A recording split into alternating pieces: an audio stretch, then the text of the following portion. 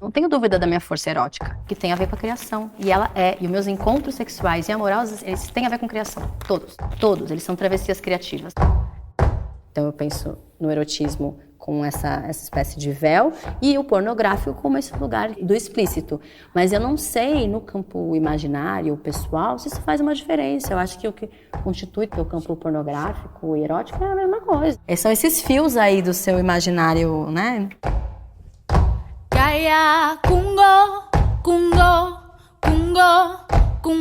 Eróticos é um documentário que fala sobre amor, sexualidade e erotismo em eixos clínicos, estéticos e políticos.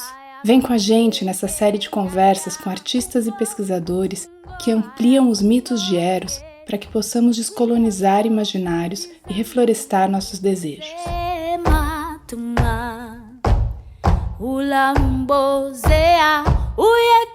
Olá, prazer. Eu sou a Maíris Combate, psicóloga e pesquisadora, e hoje eu vou conversar com a Janaína Leite, diretora, pesquisadora, vencedora do Prêmio Shell de Teatro na categoria Dramaturgia, doutora pela Escola de Comunicação e Artes da USP, autora dos livros Autoescrituras Performativas, da editora Perspectiva, e Conversas com Meu Pai, mais Stabat Mater, da editora Javali. A Jana é uma das minhas melhores amigas desde a nossa adolescência. A gente se formou em teatro juntas e de lá pra cá compartilhamos muita vida em cenas múltiplas. Nessa entrevista para o Eróticos, nosso tema foi dramaturgia, pornografia e erotismo. Tudo junto e misturado com a experiência dela no teatro, nossas visões sobre o feminismo, maternidade, sobre a autora Virginie Despentes e, como não poderia faltar, sobre Georges Bataille e seu livro O Erotismo. Eu desejo que você conheça um pouco mais sobre as pesquisas dessa artista incrível, com toda a potência de Eros em suas luzes e sombras.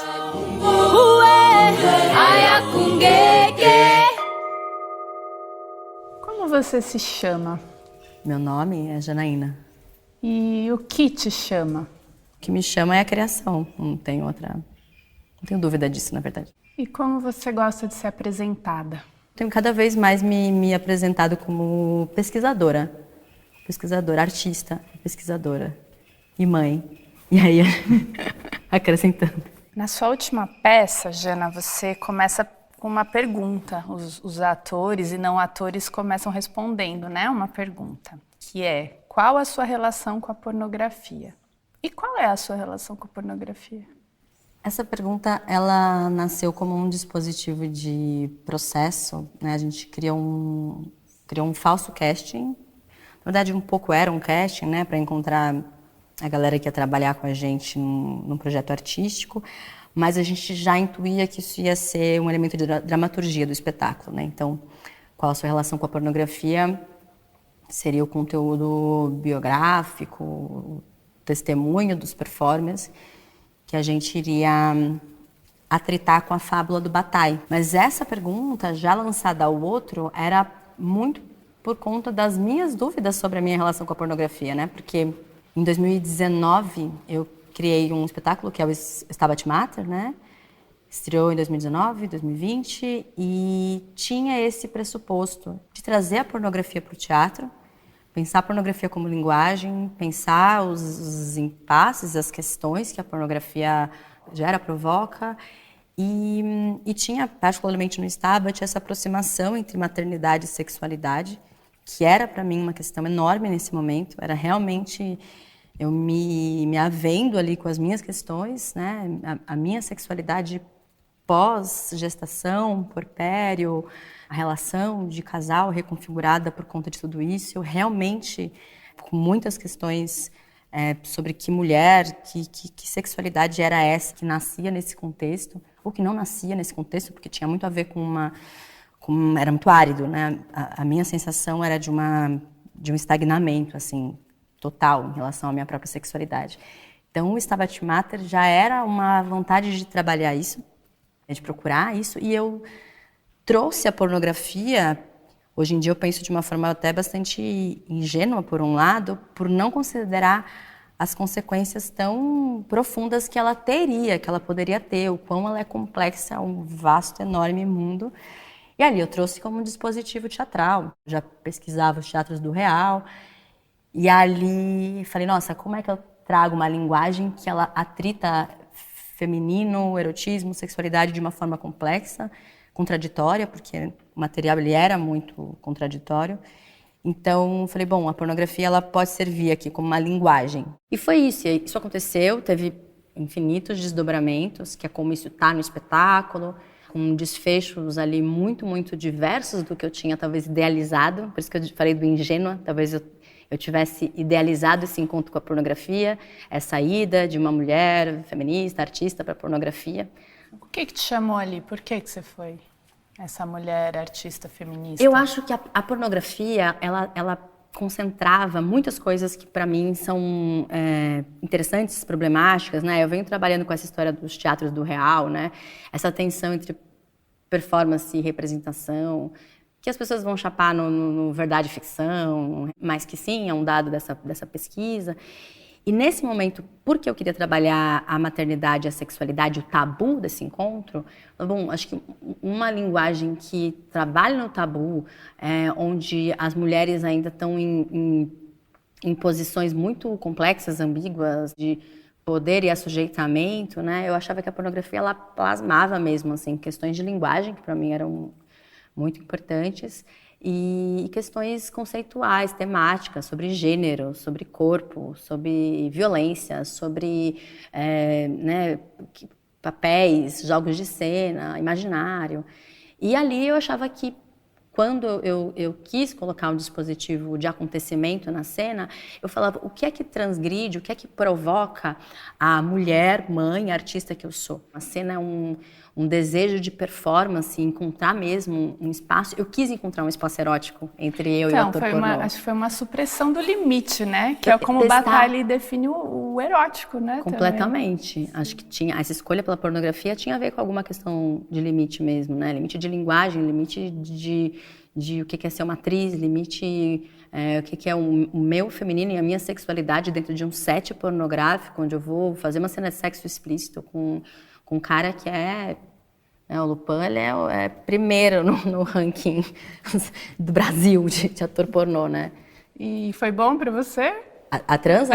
Não, foi péssima. Foi isso, né? Quando eu falo da idealização, e aí o Bataille, né, que está aí atravessando a nossa conversa, ele fala de escrever um livro que tenha consequências, né? De um livro que você lê e você está convidado a cair em um abismo, assim. Penso a experiência artística como um espaço de consequência, que tenha consequência, né? Então eu falo como me colocar, porque eu já tinha estudado tudo, já tinha lido a Virginie, já estava com toda a teoria na cabeça. Eu falei, e agora? Como é que isso volta para o corpo? Como é que isso bagunça isso que é um conteúdo que eu posso vomitar em qualquer lugar, no sentido de uma tese, de uma defesa, mas eu queria justamente a rasteira, a contradição, né? E o Bataille, para mim, sempre faz esse chamado, né? Então, quando aconteceu a cena, a gravação propriamente, eu me deparei com os meus limites, com as minhas projeções ali, com as minhas cenas mais internas que se reatualizaram e não se reatualizaram na sua potência, se reatualizaram enquanto ciclos de repetição. No sintoma. Difícil. Eu acho que se manifestou completamente no sintoma. Hoje eu acho que essa cena foi um grande sintoma de um romance familiar muito... Não foi o idílio transgressivo de uma artista contemporânea indo fazer pornografia, nem daquele set maravilhoso, porque o set era maravilhoso, só tinha mulher, a gente era em 16, fazendo rolê acontecer. E a gente com aquele cara, era o único homem no set, puto experiente da pornografia, e a gente criando esse novo mundo, esse encontro que aí realmente era um encontro que ele tinha um potencial de transformação. O dia seguinte, que foi realmente o dia que a gente gravou a cena, ele já começou muito esquisito. Eu tive um sonho muito estranho. Eu tentei ficar fazendo assim, sabe? Não, tá tudo sob controle, eu sei por que eu tô fazendo. Você pode contar o sonho? O sonho tinha uma coisa que era como se vinham... Eu levei a minha cama de casal para fazer a cena, para gravar. É isso, pouca grana, produção, né? Eu falei, bom, o cenário é uma cama de casal, a Vila Maria Zélia, super linda, tal. E aí, enfim, veio um carreto, né? E levou a cama. No sonho, vinha esse carreto buscar a cama, né? Que eu acho muito simbólico. E quando colocava a cama no carreto, tinha uma mulher dentro me esperando, que era uma mulher muito velha. E eu entrava para ir junto com a cama. E nisso eu via que eu tinha voltado, era como se fosse criança. E a velha, ela começava a morder a minha boca, comer a minha boca a ponto de quebrar meus dentes. E a imagem do sonho era meus dentes todos espatifando e muito sangue, eu indo embora com a cama para a gravação. Eu acordei assim, aí eu contei o sonho para minha irmã, um áudio assim. Falei, não, Rê, tá tudo bem, tá tudo bem. Eu tentando não entrar em contato com essa onda estranha que estava vindo, assim.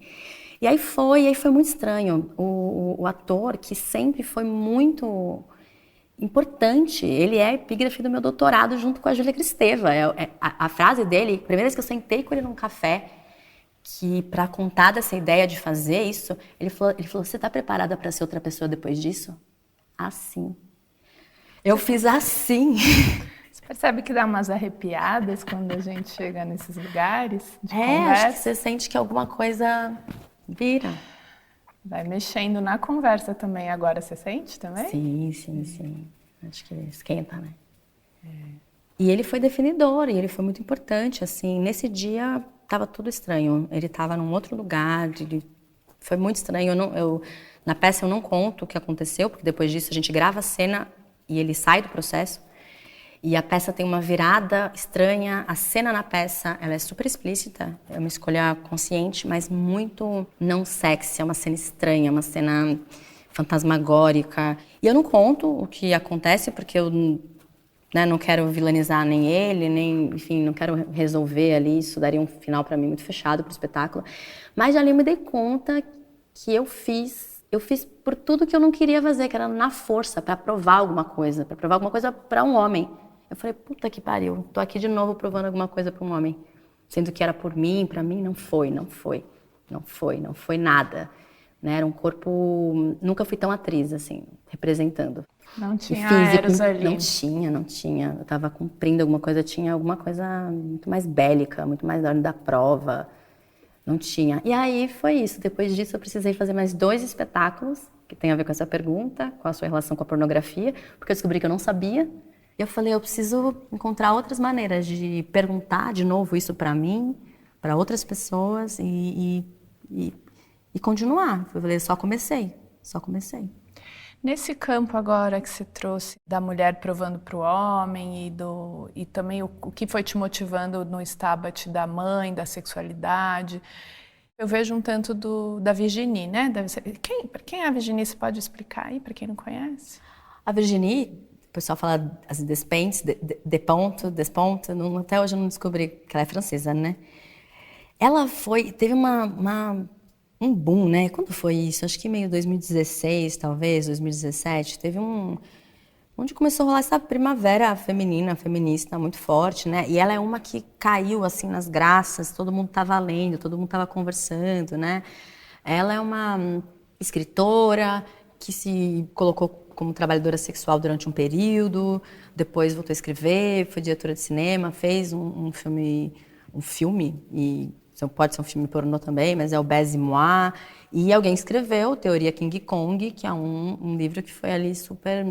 Teve um traço, uma assinatura, assim, muito forte, né? E ela faz essa reivindicação, né, dessa mulher mais King Kong do que Kate Moss, assim, né? Mais visitando aí a nossa barbárie. E ela vai visitar mesmo os lugares de muita contradição. Eu lembro que me tocou muito no livro, porque ela contava essa experiência de ter sido trabalhadora sexual de uma forma muito complexa, ambígua, muito sem maniqueísmo, muito visitando. Ela fala assim, era como se fosse o Superman, você entra numa cabine e você sai a super-heroína. Ela falou assim, era só ela que era punk, menina underground do rolê, assim, de tênis. Ela falou para trabalhar, eu começava a botar o salto alto e assim, ela falou, gente, você vira de repente a super mulher, né? Porque isso tem um poder, ela fala quase infantil a relação dos homens de ficarem embasbacados, de ficarem hipnotizados, de ficarem... Ela começou a brincar com isso, jogar com essa cena do feminino clichê. Ela assim, e eu comecei a gostar de brincar com esse poder que essas imagens produzem e geram, né? E ela fala quanto isso desmistificou muito do trabalho, da visão sobre o trabalho sexual, de como isso mudou a visão dela sobre os homens, né? Também tinha essa noção de, sempre homens muito misóginos, muito violentos. E ela fala que não foi isso que ela encontrou no trabalho sexual. E ela fala sobre o estupro de uma maneira muito foda, assim, que foi, acho que, uma das coisas que mais me pegou. Ela conta a história de um estupro que ela sofreu E aí depois, num capítulo seguinte, ou mais adiante, ela fala, e se eu quiser enfrentar esse tema de verdade, eu vou ter que falar da minha fantasia a partir disso, onde isso move também o meu desejo, onde isso também habita meu imaginário, né? O lugar de maior dor, e ela fala, né? Eu nunca vou parar de escrever sobre isso, é como... nunca vou deixar de trabalhar essa costura, né, desse trauma, mas que isso também funda ela contraditoriamente, também os desejos dela, também as projeções. E são coisas que sempre esses espaços de ambiguidade, assim, sempre me mobilizam, assim, eu não tenho nenhuma vontade de fazer uma fala completamente afirmativa, assim, sobre nada disso. É dessa maneira também que eu visito a minha própria relação com a sexualidade, com o estupro que eu sofri, com relação com todas, sempre tem alguma coisa de muito ambígua, assim, que ela não fecha a conta, assim, não fecha a conta. Então, a Virginia entrou ali como uma provocação importante nesse momento, e as delas ficaram ecoando. No final do livro da Virginie, ela fala de dinamitar tudo isso do gênero, né? Que não é sobre a gente ficar querendo as microconquistas dos homens, mas que tem um lugar aí de... Esse processo, né? Nunca acho que isso é fácil. Eu sou muito pessimista sempre. Porque eu acho que dá muito trabalho, a gente se carrega nas costas. Pô, a gente muda aqui. Eu acordo todo dia eu mesma. Eu falo, puta merda, você acha que você mudou quando você vê que você tá caindo no mesmo lugar, assim. Então, não acho que é nada fácil dinamitar o gênero. É uma construção aí de milênios. Não tá. Mais profunda. E nas transgressões, nas transições, ele tá lá. Na negação ele tá lá, às vezes. Na negação ele tá lá, operando a forma, o gênero. Quanto mais você nega, mais você tá falando dele, com ele, conversando, brigando com ele, às vezes numa luta super importante, sincera. Mas para mim, com certeza, nesses processos, né, eu sou uma mulher cisgênera, eu fui encontrando tantas experiências diversas, assim, e nesses anos eu vejo o quanto eu também fui transitando nos meus preconceitos, nas minhas fórmulas prontas, e é no outro, né, que tá a chave, é no encontro. Tudo bem, eu sou da pesquisa e tal, mas tem horas que é só virando afeto mesmo, é só incorporando no teu corpo, na tua conversa, no seu dia, na cama, essas outridades que a coisa vai remexer de verdade, né? E vai entrar em você, realmente, puta. Isso, eu acho que pra mim, nos últimos 2 anos, teve alguma coisa bem profunda que revirou na questão de gênero, mas custou. Me via muitas vezes num lugar ainda tão primitivo, assim, tão repetindo, né, os padrões, né, em algum lugar, não fora estava aqui, estou trabalhando, estou fazendo, é mais profundo, é mais feio, é mais... dentro ali. E você foi... O que foi te chamando para a experiência do Camin, né? Acho que se você puder contar um pouco o que foi isso. Ali, nesse momento, a Virginia estava bem distante, né? Aí eu falei, bom, então não sei nada, então não vou trazer a pornografia para o teatro, eu vou lá na pornografia, ver o que tem lá, o que acontece lá, quem são essas pessoas, o que se vive lá, porque eu não sei nada. E aí, na pandemia, eu me inscrevi no site de Camin, orientada por uma cam girl, que é a Anitta Saltiel. Ela foi fazendo o coaching da coisa comigo. Isso, obviamente que em algum lugar eu pensava que isso poderia se tornar um processo artístico, mas naquele momento eu não tinha nenhuma. Tanto que eu comecei a fazer, não estava gravando, não estava registrando nada, estava lá, porque eu estava chamando, assim, estava chamando profundamente. O que estava te chamando? Eu queria saber o que se fazia lá, queria saber o que é, como é se colocar nessa posição, como é cobrar, como é ter o dinheiro mediando essa relação, como é ter esse enquadramento de uma plataforma onde as pessoas vão lá escolher, vão fazer isso.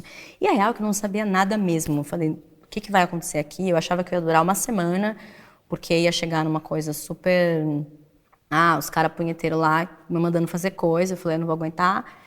E de jeito nenhum, assim, foi um rolezão, porque antropologicamente falando, é um universo, assim, é uma flora, uma fauna, é um universo. Você pensa assim, na pandemia ainda, todo mundo preso dentro de casa, ou nos casamentos fracassados, ou sozinhos e sem poder extravasar isso de nenhum jeito.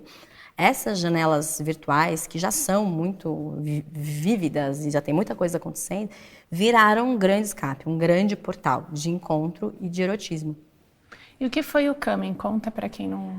Aí foi isso, né? Eu resolvi me cadastrar numa plataforma de sexo pago. E aí você começa a ganhar essa plataforma você ganha por minuto. Você fica nas salas grátis, né, onde todo mundo pode te visitar, falar com você. A partir do momento que um cliente te escolhe, né, te contrata ali, né, para esse tempo pago, tem algumas opções de chats, que são salas coletivas, e outra que você fica só com um. E essa é a que eu mais gostava, porque eu piro nessa hipnose, nessa sedução aqui. O que tem em você? Como é que eu vou...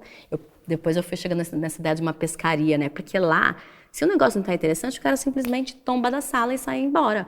E você tá ganhando por minuto, você tá lá com a pessoa, você tá vendo aqui o taxímetro mexendo. Aí ou você tá lá, tipo, mega querendo dinheiro, você fica enrolando 3 horas, o cara chato e fica vendo o dinheiro subir. Ou tá realmente, você tá ali enganchando. Eu falo, ele fala, eu faço, ele faz. É um jogo que o tempo inteiro ele é uma cordinha assim. Se ela faz assim, o cara sai, ele tá pagando, ele não vai ficar ali gastando o tempo dele. Então é um jogo de presença, é um estado de presença absoluta. Eu nunca tive tão presente em qualquer coisa que eu tenha feito no teatro quanto ali, porque é o tempo inteiro. E como são clientes muito diversos, e fetiches muito diversos, e fantasias muito diversas, tem que entender para onde que você está indo. Porque às vezes você acha que está indo para cá e no fundo isso não, a dobra do cara é outra, onde o cara quer pegar é outro. Então é uma pescaria, você fica lá até e fisga, e vem. E era lindo, para mim era lindo. Eu adoro a evolução das conversas, né? De um oi, como você chama, e aí você vai catando, e às vezes numa curva de 2h30 você sai de um oi. Há uma fantasia, há uma questão que o cara nunca contou pra ninguém, pra ninguém mesmo. Eles não contam pro terapeuta, não contam pra mulher que eles são casados há 30 anos. E contam pra essas meninas anônimas, que eles nunca viram de verdade, né? Nunca tocaram, ali. É lindo como essas conversas se constroem. E eu fui me apaixonando, real, por esse lugar, me apaixonando por várias pessoas ali, com paixões diferentes. Eu falava, nossa, hoje é a Raquel. E com ela é essa vibe, né? Que é um cara que faz crossdressing, que é isso, casado, filho, banco, mas ele tem esse lugar onde ele performa a Raquel. E ele quer que a Raquel seja vista, reconhecida, espelhada. É uma vibe. Aí tem um outro que entra numa projeção romântica, que entra 3 vezes por semana e que prepara quiz para ficar jogando com você online, quer saber tudo sobre sua vida e fica te cercando ali com 1000 coisas. Aí tem um outro que é punheteiro master, mas tipo assim, com 1000 histórias, que é um puta narrador. E que inventa... Porque você não toca, né? Você tem que fazer tudo na palavra, na imagem. A real é que é muito mais reduzido a imagem do que a palavra, que me surpreendeu muito, porque eu achava que era um lugar basicamente de pinto e buceta. E não, é tanto mais coisa, porque o imaginário é tão maravilhoso. De repente, você está 2h30 conversando com alguém que você não viu a cara, não viu a voz, e é um chat. A pessoa é um chat. Elas são palavras na tela, e você está conhecendo, às vezes, a coisa mais Aí tinha hora que profunda. abria a câmera também, né? Aí eles têm opção, eles podem tanto abrir áudio quanto abrir câmera, o que é sempre maravilhoso. Puf, de repente surge um ser humano na sua frente ali, assim. E às vezes também decepcionante, porque você projeta, né? Você tava de máscara, né? Eu tava sempre meia máscara, né? Que é a persona que eu criei pra estar ali, era uma persona, ela tem um perucão, assim, eu peguei o figurino que eu usei no Stabat, transformei ele pra uma versão realista cam girl. Então é a peruca, eu usava meia máscara, a máscara branca, né? Essa coisa de projetar um vazio e põe aí o que você quiser. Ela era muito flex, essa figura, ela era muito flexível. E aí tinha a meia máscara e o aparato. Aí a Virginia me voltou na cabeça, né? Esse aparato desse feminino idealizado, né?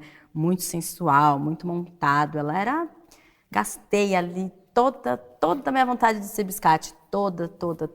Por que essa vontade de ser biscate? Ai, porque é foda. Esse lugar da deusa, esse lugar da mulher perfeita, do objeto de desejo, isso é um lugar super perigoso, terrível, porque obviamente captura, né? Quantas vezes essa distinção, né? Historicamente foi sendo feita. A distinção. Né? A puta e a santa, né? A deusa, a musa, a star, né? E a mulher, né? Que nunca vai conseguir alcançar essa...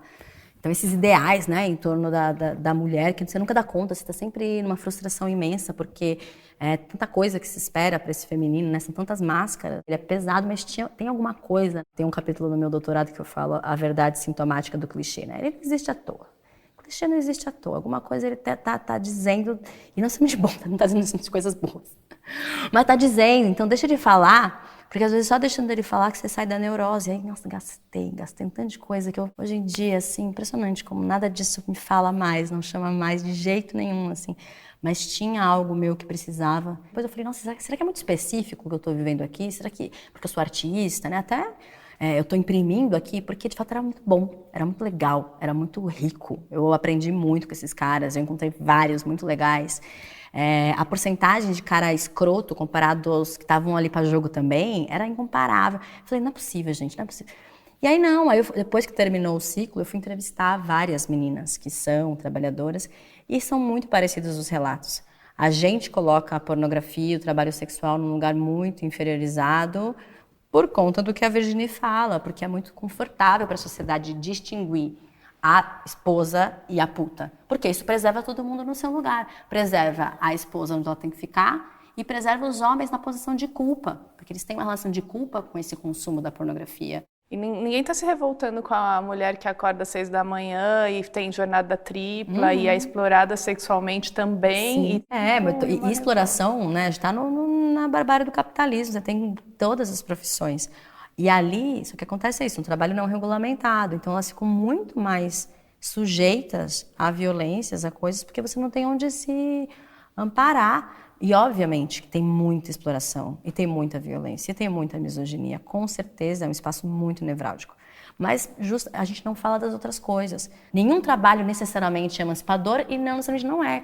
Ou quando trabalha, você pode ser um artista, tá aqui fazendo cinema, e pode ser completamente miserável na sua relação com a coisa. Não necessariamente fazer arte é emancipador. Depende de como você faz, por que razões, com que ferramentas, com que... Não necessariamente. Existe diferença se o que motiva uma experiência é uma lógica colonialista, patriarcal, capitalista, que está explorando, né, algo ali, o corpo do outro, nessa lógica, ou se é algo que está potencializando uma experiência mais liberta para aquele corpo. Mas, de novo, eu volto como tudo. A gente não pode fazer essas perguntas sobre trabalho sexual e não fazer sobre qualquer outra coisa. Acho que esse é o ponto. Tem algo, e algo do que você estava falando desse pescar, né, na experiência do Camus, que aí me lembra uma definição que a Safo, aquela... Como é que eu descrevo a Safo? Uma poetisa. Filósofa, poetisa, sobretudo. Né? Poemas eróticos maravilhosos. Traz da visão de Eros, ela, né, descreve Eros como um fiandeiro de ficções. Sim, é tão bonito isso. E eu lembrei do fio aí, você estava indo para pesca, né? Total.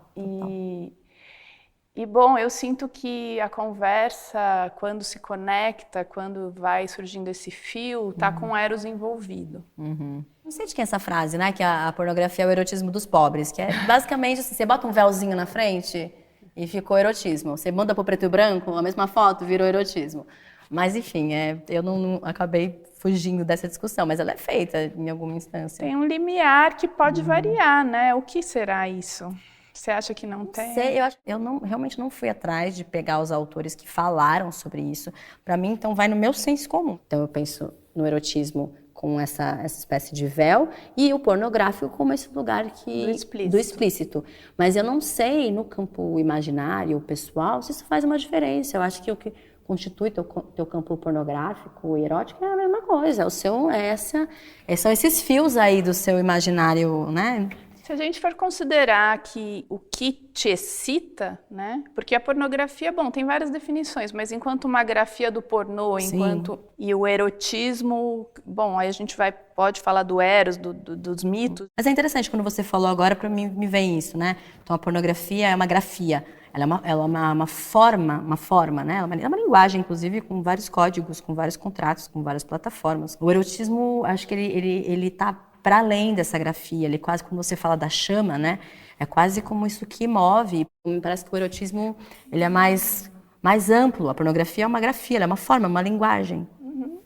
Interessante. Kaya kungo, kungo, kungo, kungo. Jana, quem foi o Bataille? O Bataille, ele é um escritor francês. Ele é difícil de enquadrar se ele é um filósofo, se ele é um homem da literatura. Ele trabalhava numa biblioteca, né? A vida dele foi funcionário público muito tempo, né? Então ele tinha essa vida, esse lado B da vida dele, porque ele publicou várias obras sob pseudônimo, né? Ele tinha lá pro trabalho pornográfico dele, né? Um jeito de escoar isso sem passar pela figura pública.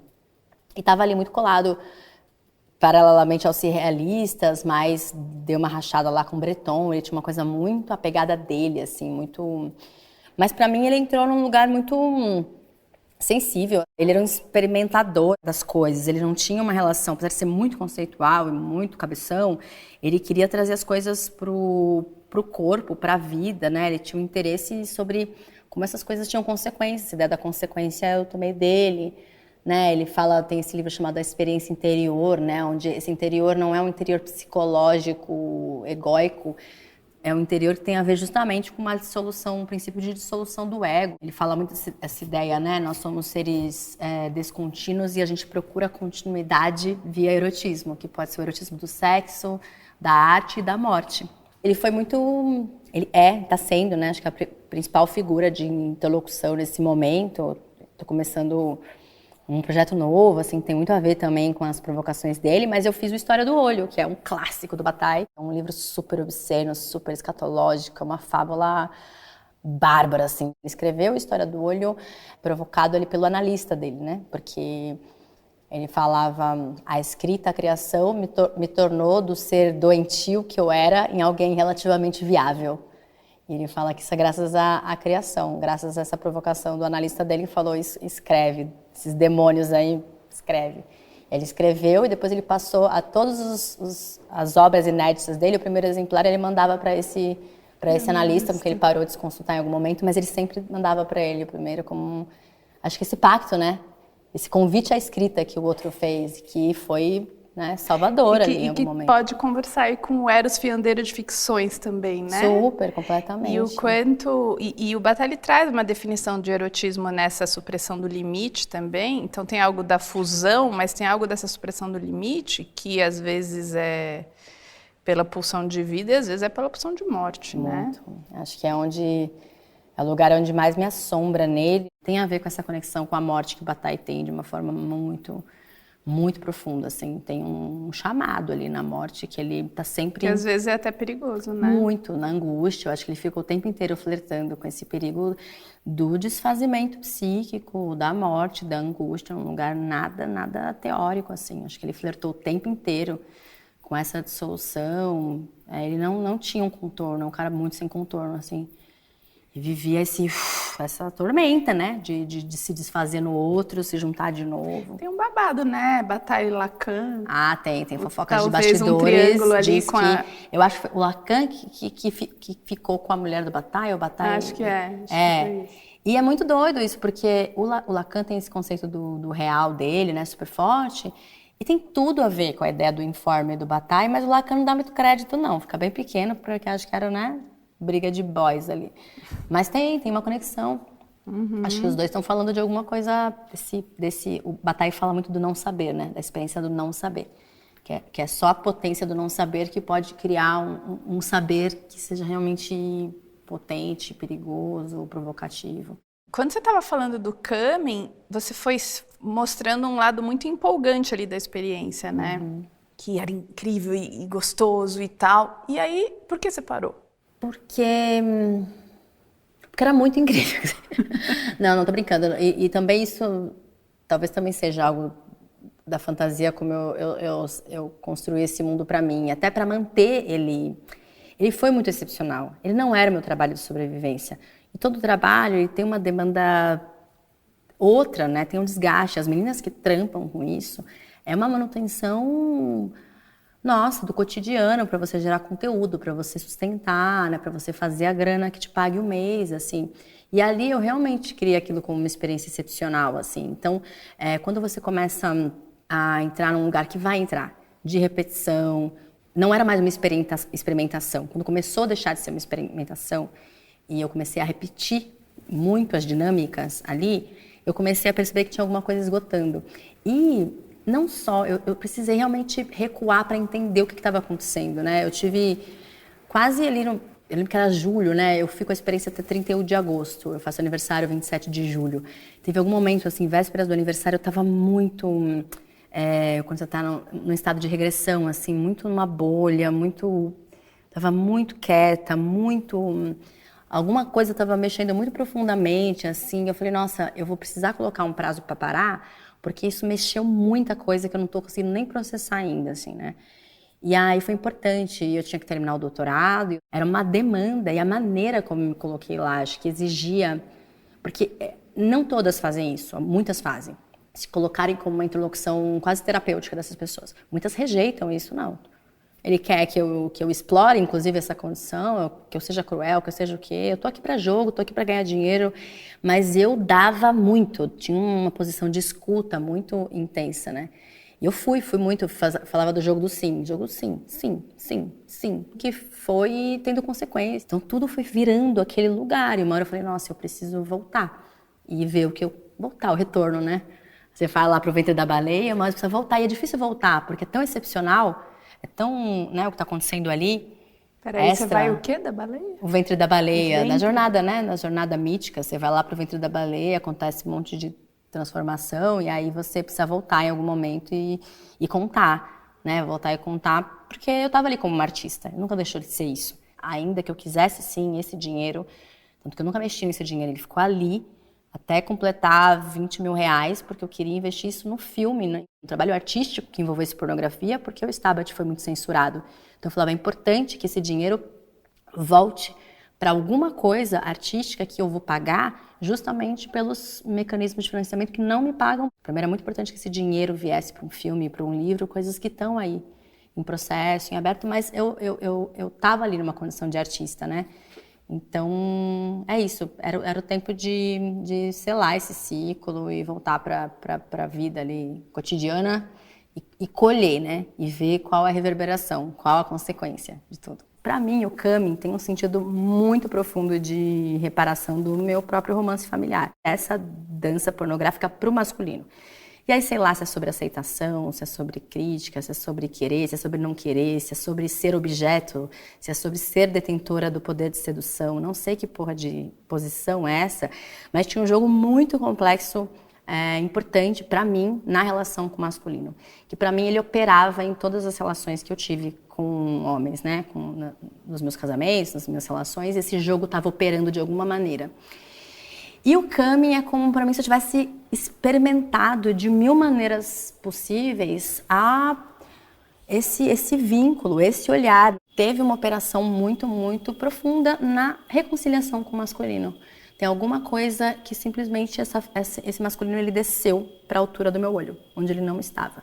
Ou você subiu? Ou eu subi e ele descia. Esse masculino ele estava sempre num jogo ou de precisar descer, porque, enfim, aí teria que contar toda uma história de vida, ou precisar subir.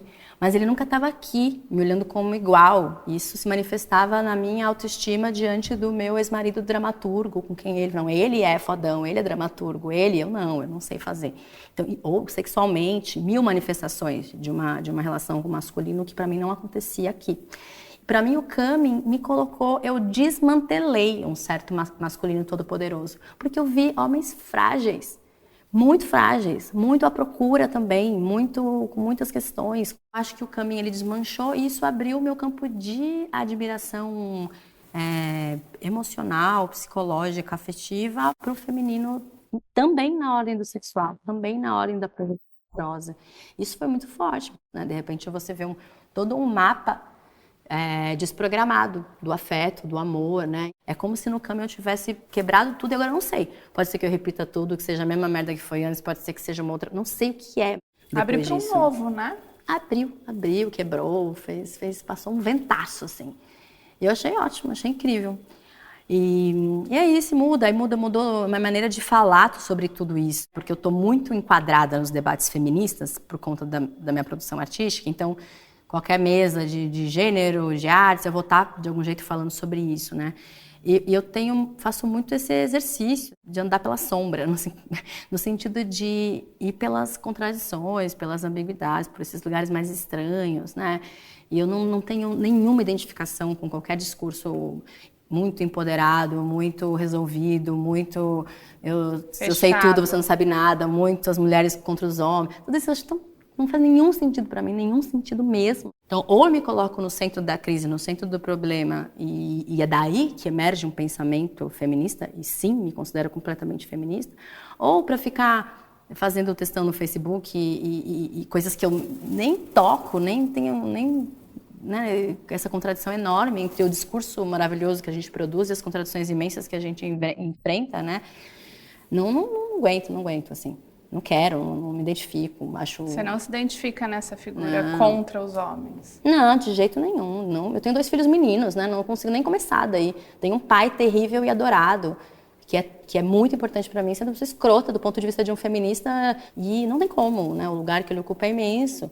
Hoje a gente entende que é uma estrutura que ela coloniza todos os afetos, todos, né? E obviamente não é para dizer, eles também são vítimas como nós, até porque eles são vítimas também como nós, mas acho que também isso simplifica a questão, né? Porque como é ser vítima de uma estrutura, mas você ter as ferramentas do poder na sua mão, para inclusive se vingar das fragilidades, porque os meninos são muito violentados na infância, por todos os pressupostos fálicos. Você ser um menino, você vai de cara ser exigido. Se você é uma menina e brinca de carrinho, não é... Ninguém se choca quando você vê o menino saindo de batom e uma boneca. Ainda é fodamente pesado. Tudo, a expectativa do pacote fálico para os meninos, assim. Então, é pesado o preço que eles pagam para aderir à masculinidade. Você ter a carteirinha de macho, você vai ter que pagar um preço, cara. E aí, você pagou o preço, aí você vai surfar, você vai ganhar umas coisas com isso. Mas lá, na base, você vai ter que deixar coisas para trás. Tem o filme do Rodorovsky, o El Topo, que é maravilhoso. E a cena da entrada na masculinidade que é o próprio Rodorovsky, né, que é o diretor do filme. Ele tá levando um cavalo no meio do deserto, tem um menininho nu de 7 anos, com um chapéu assim. Eles andam horas nesse deserto, aí o Rodorovsky desce o menininho do cavalo e ele tá com o retrato da mãe dele. Nossa, meu Deus. Ele tá com o retrato da mãe dele e o primeiro brinquedo que ele ganhou. E aí o pai dele fala, enterra seu primeiro brinquedo e esquece tua mãe. E aí eles vão pra guerra, e ele começa uma matança no filme, ou seja, virar homem. O que você está sentindo? Não, acho que é isso, me emociona isso, né? Virar homem tem a ver com deixar coisas para trás que são primordiais, que é o feminino e a infância e o brincar. Ou seja, para você entrar na masculinidade, você tem que abandonar o lúdico e o feminino, que é a mãe. E aí vai pra guerra, e aí vai estuprar, e aí vai. Esse preço é enorme. Então, como é que você se vinga disso que te foi tirado? Né? Que é essa possibilidade do lúdico, da brincadeira, e essa possibilidade que é da criação. E esse contato com a mãe às vezes, na misoginia mais violenta. E essa emoção que veio e foi? Ela veio e foi uma onda, né? Acho que isso me toca muito, não sei. Esse filme é lindo de morrer. Essa cena é linda, ela é linda. Pra mim, ela é muito linda porque é tão... e a arte faz isso, né? Imagem tão sintética. O que é? Qual é o preço para você entrar também na violência, né? Qual é o preço a pagar? Se a gente não entende que esses caras pagam preço, esse preço é alto, a gente vai ficar no maniqueísmo. Se a gente não entender que tem uma dor que é muito primitiva, que tem a ver com essa perda, a gente não vai fazer o pacto, a gente não vai fazer a reparação. Né? Entrar nessa masculinidade que a gente tanto detona, a base é violentíssima. Então, há de se pegar esse menino de 7 anos no colo e cuidar.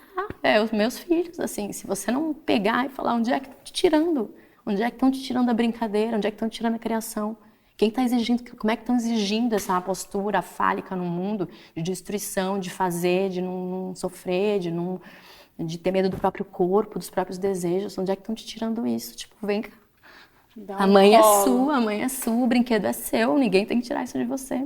Se não fizer as pazes com esse feminino, a misoginia tá aí, não é à toa.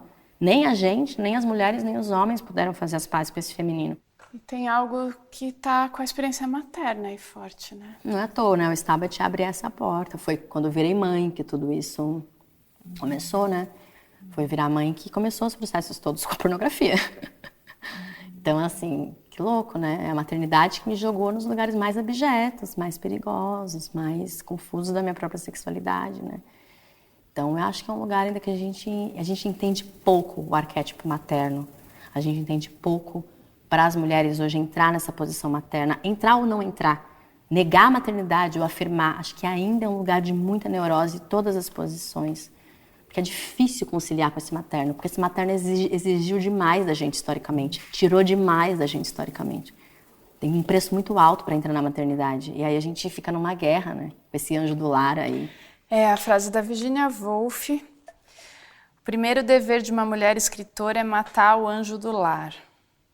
É isso, é esse chamado, né? Esse chamado para não estar no mundo. Todas estavam, de alguma maneira, de formas muito diferentes, nos campos domésticos. No campo da sexualidade, no campo do cuidado com esposos, velhos e crianças. As mulheres estavam fazendo toda uma gestão do campo psíquico e emocional para essa sociedade capitalista, industrial, fálica se manter. E esse lugar, né? O que estava acontecendo nesse caldeirão? É por isso que vão ter feminismos muito diversos e que bom, olhando para coisas diversas e vai ter um monte de coisa que eu não estou nem percebendo que tem a ver com a realidade de outros corpos, outras, né? E que bom que tem essa pluralidade. Só quero crer que nessas diferenças todas é sempre a partir de uma busca, a pessoa tá ali se perguntando de verdade, né? Tá aí na coragem na parresia, né? Que é a coragem da verdade, que é a coragem de correr o risco da própria dúvida, da própria crise. E aí daí não tenho dúvida que vai ser um bom feminismo, que vai bom se da potência, não bom do resultado, mas é um feminismo da potência, porque está se perguntando de verdade sobre as questões. Eu acho que é a base, né? Porque o feminismo começou dessa base pulsante, necessária e muito ligado à verdade. Não é? A gente está falando de respostas muito concretas, né? Às vidas materiais, psíquicas de gerações inteiras, né? Como não responder a essas violências? Como não criar movimento? Isso, todos os movimentos identitários estão fazendo isso com muita força, né? Mas como tudo, né? O capitalismo ele tem esse poder de captura, né? O Agamben tem aquele texto maravilhoso lá da profanação, e ele fala, né? A nossa dificuldade é manter as coisas vivas, porque o capitalismo faz assim, teu feminismo, vem cá, comercial da Avon de mulheres fora do padrão, vem cá, não sei o que, ele faz assim, porque ele dá conta. Ah, então, tem essa gaveta aqui, tem essa vitrine. O que ele não dá conta? E é muito rápido, porque ele captura. Então, se a gente não se mantém... Por isso que eu volto lá no Bataille. No não saber tem alguma coisa que o capitalismo não sabe. No saber, rapidamente, já que você sabe, vem cá, que tem uma coisa maravilhosa para a gente vender aqui com o seu discurso. Mas no movimento, nas perguntas sinceras, eu acho que tem alguma coisa que está sempre criando furo, criando brecha, criando rasgo aí no tecido. Mexendo assim. nas estruturas. Eu quero crer. É uma outra estrutura, né, de estar no mundo, né? Não tenho dúvida da minha força erótica, que tem a ver com a criação. E os meus encontros sexuais e amorosos, eles têm a ver com criação. Todos, eles são travessias criativas. E eu fiquei me batendo, por que minha relação acaba depois que a gente chega nessa criação juntos? Por que acaba quanto relação amorosa e casamento? Todas. E eu fico tentando não ser assim, porque a ideia de que um casamento dura, uma relação dura, não é que são poderosíssimas, são intensíssimas, são muito importantes, mas elas acabam enquanto experiência de corpo, enquanto experiência de parceria de casal, e viram parcerias artísticas. E eu tenho aceitado que é um pouco aí, meu erótico, ele é muito mais por aí, assim. Tô tentando não brigar com isso, assim, mas não é fácil. Como é você apaixonada, se vendo nessa experiência erótica, mas via paixão? Eu acho que é muito intenso sempre. A paixão, ela é um momento muito intenso sempre dos encontros, né? Vai 100%, eu me misturo completamente, né? Nunca encontrei, acho que, uma medida nessa dinâmica entre tanto essa ida tão efusiva e apaixonada. Mas isso é um bom paralelo também das criações, porque eu não consigo fazer mais ou menos assim. É muito. Né? Então, esse mesmo apaixonamento na criação, né, é parecido quando é uma pessoa, um ser humano. É muito assim. E aí... Só que é mais difícil. Na criação, acho que eu consigo sustentar de um jeito mais tranquilo. Numa relação amorosa, eu acho sempre mais difícil, assim. A criação é onde eu encontro paz. Eu me sinto muito fracassada no resto todo, mas na criação eu me sinto muito feliz, muito plenitude do meu erotismo, assim. O resto não, tá tudo cagado. Mas, eu falo, também parei de brigar. Quando eu boto uma outra régua pra olhar, eu falo, foram todas travessias. Não teve a relação mais cagada que o meu feminismo destruiria, me botou num lugar da travessia tão importante pra criação, que eu falo, é por aqui. Porque se eu for olhar pelo feminismo, nossa, uma relação abusiva, zoada, e sim, posso olhar por aí, mas não é isso que me faz forte. A minha potência é por que eu colei, inclusive, na sombra dessa pessoa. O que eu tinha para olhar na sombra dessa pessoa, na sombra desse encontro. Daí eu tiro as minhas flores. Não tiro de outro lugar. Então também tô aí, tô viva, tô no compasso.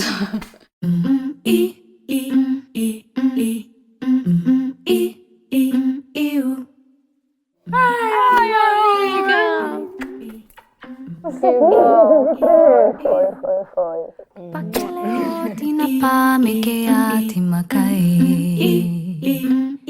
As músicas do podcast são trechos das canções Cungô e Pacaleô, de Lena Bauli, que é quem também vai assinar a criação musical do nosso filme.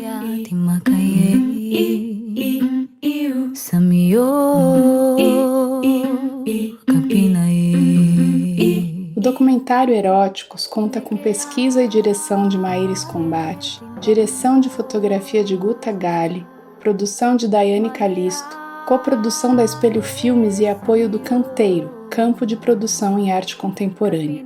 A edição dos podcasts é de Mariana Leão e as músicas de Lena Bauli. Agradecemos a todas as pessoas queridas que nos acompanham nessa primeira parte da pesquisa, em especial as entrevistadas, a Biana, Alexandre Coimbra Amaral, Catarina Guschken, Céu Cavalcante, Gal Ópido, Jenny Nunes, Janaína Leite, Lena Bauli, Pedro Ambra, Renato Nogueira e Viviane Mosé. Acesse todas as conversas, saiba mais sobre o projeto e sobre o filme e compartilhe suas impressões no eróticos.art, em nosso site e na página do Instagram.